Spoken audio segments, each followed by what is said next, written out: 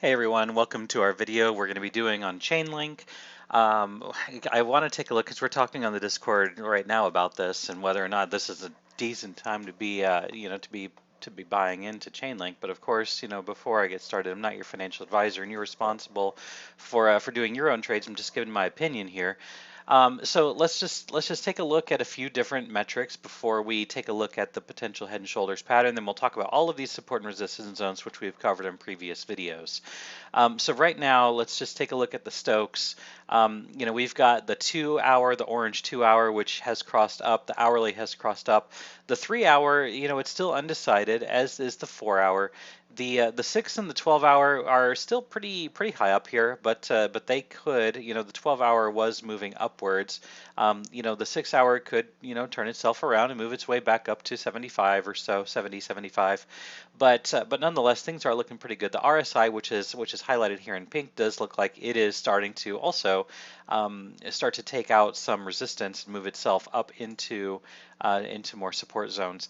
The other thing I want to take a look at here, which is it's kind of obvious to see if you're really looking for it, a couple different variations of head and shoulders on here. So the first thing that we can see is we've got a left shoulder here, and then we've got a right shoulder here with a neckline that it's pretty close, and all the neckline appears to be right in this general area. We also have another area here of a lower low, lower low, or sorry, lower high, and then we have a higher high, the highest high up here. So it kind of looks a little funny, maybe like Thanos' hand or something here that's just getting ready to shake his fist at you. But nonetheless, when you get something like this, and again, I'm not a fan of head and shoulders, but when we have something like this, I really can't ignore it. We started down here, and when we worked our way up to create our left shoulder, we have our neckline. Then we created our head, and then we go down here to create our right shoulder. And part of me believes that this was it right here, which makes our neckline pretty bad, but it still works. We almost always come back down to where things started, and that's exactly what happened here. So we came all the way down here to this level down here at about $2, 201. And over here we bottomed out again. Our low here was 202, just shy of 202. So we completed this pattern, and now we're starting to make a move to the upside. All right, so what are we looking at as far as targets? All right, so I'm going to move to a 2 hour time frame, and I'm going to get rid of my Stokes, which we've already talked about. And so what we can see, let me extend this level out. So we've held this as support. We had good absorption down here. We had a good spring off of it as well. I wouldn't say we've gone so far as to create a V-shaped bottom here, but I am interested in overtaking on the 2 hour. We have the 21 exponential that's sitting right here at about 214. We have the 200 simple also right here at about 214. Our moving averages are still generally bullish. We've got the 21 above the 55. We have the 55 above the 100. So the 21, the 55, and the 100 are still crossed bullish. So, if we get to the point where this 21 crosses below the 55, I'm going to change my tone a bit. But I would say as long as $2 and we'll just say $2 and 205, 206, as long as that holds on a 2 hour time frame, I consider this to be somewhat safe. And this mixed in with Bitcoin also, in my opinion, starting a little bit of an uptrend. Things have to hold there. Again, we're talking 7150, 7050 on Bitcoin holding. I do think that Chainlink is going to have some more upside, especially if Bitcoin is going to continue to move up. That would lead to the Tether trading pair and Chainlink also having some upside potential. Moving to the daily, we have this pitchfork that we have to pay attention to. We have to pay attention to this pitchfork, you guys, because this goes from the top down to the bottom, and then we have a major pivot up here at 315.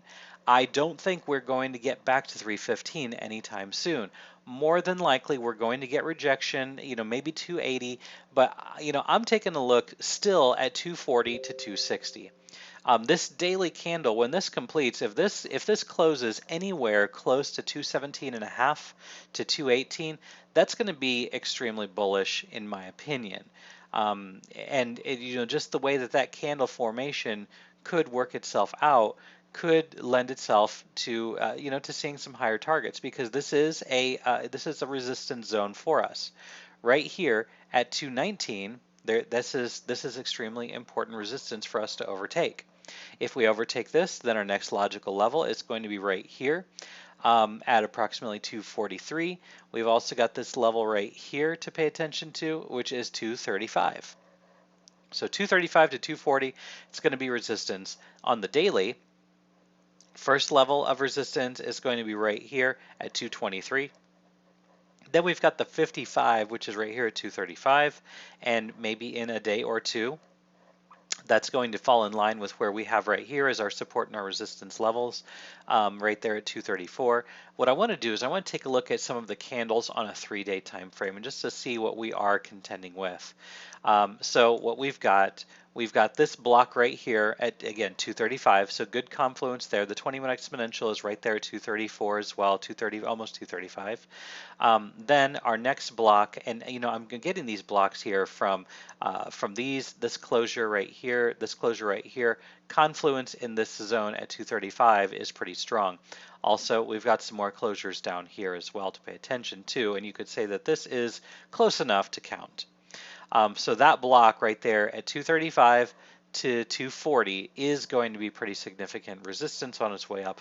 But if we can overtake that, so if you get in the trade now, and you're getting in the trade here at the 55 exponential, which is the 55 exponential is at 214 right now. We're at 212, and so if you get in here, then watch to see what happens at 230 to 230, about 233.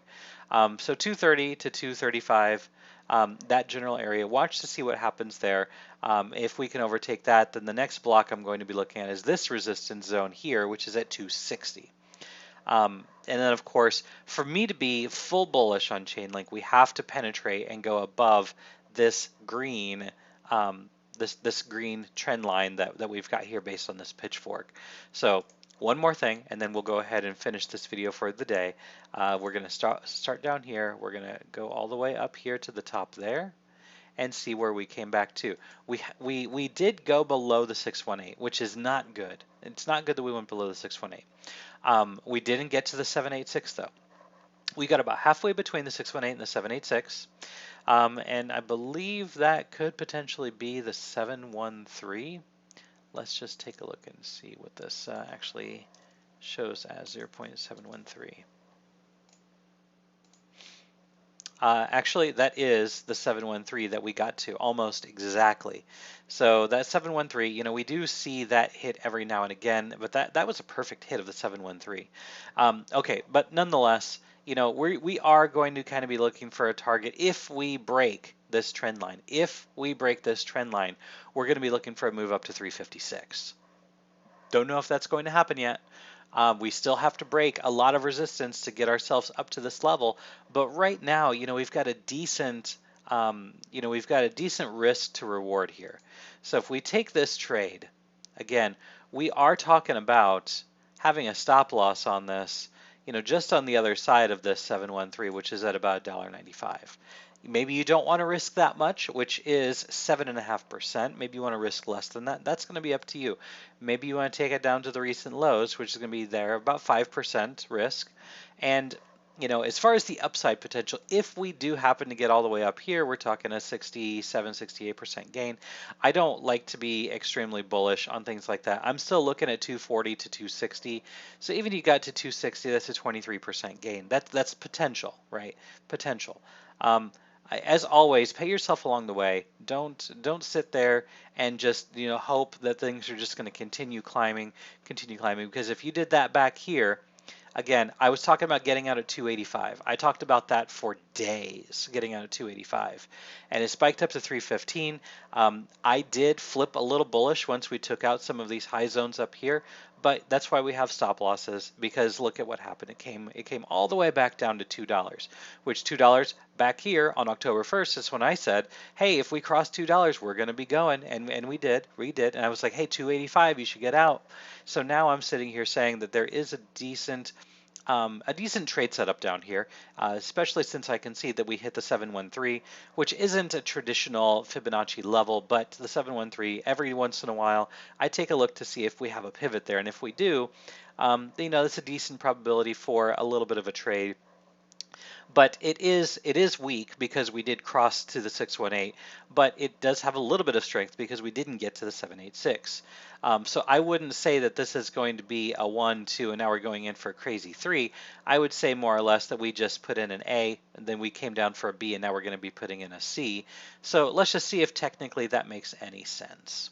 So we come all the way down here to the bottom, we go all the way up here to the top, and then we come down here for the retrace, and let's see what we get. So yeah, so this lends us to for another move up to $3. Yeah, I don't want to get too bullish on that. I don't want to get too bullish outside of this trend line here, but that is possible that we do that. One more thing, and then we're going to go ahead and end the video for today. From the top down to the bottom, we can see we only got to the 50 on this. On a 3-day time frame, we didn't close above the 50. We didn't get to the 618, which is at 340. So, if that happens, our pitchfork will change. But for right now, this is a dominant pivot that I can't ignore. So I'm saying that it is very likely that we do come, close. Maybe we only get up here. We'll kind of take things a day at a time. We'll keep an eye on it. And I am looking at a 3-day time frame here to be fair. So, we're looking at a move again to about Christmas time for Chainlink to make a move up here. But it could be that it only gets to the median, which is right here at 245, and it could just completely roll over from there. So again, taking it one day at a time, one candle at a time. But if we do get that rejection at 240, that let's see here. Let's take a look at this. This is looking at the 50 at 256, the 382 at 242. So, if we're putting in a wave down, it is very likely that we do get up here to 242 and we just roll over at 242. So, keeping an eye on these resistance levels is very important at a time like this. Well, wherever you are in the world, hopefully you're having a good day, a good night, good evening. Don't forget to like, subscribe, share, all of that. And of course, if you need an invite to our community Discord, feel free to just throw in a comment and I can get an invite code out to you. And I will talk to you all later.